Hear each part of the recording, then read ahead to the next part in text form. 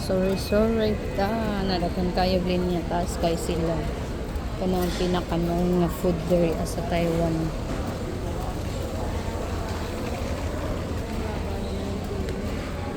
Mataas. Kanina kunti lang yan. Pero ngayon grabe. Babalik na tayo kung saan yung gate number natin. At nang makapagpahinga na tapos na akong kumain. Kaya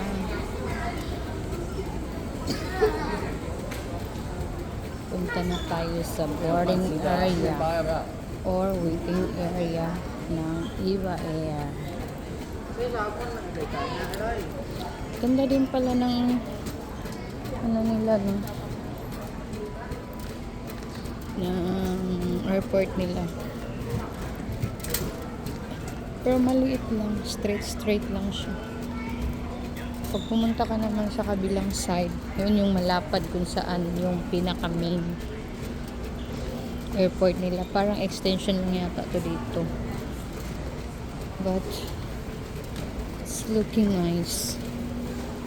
It's okay. Puro mga tindahan nga.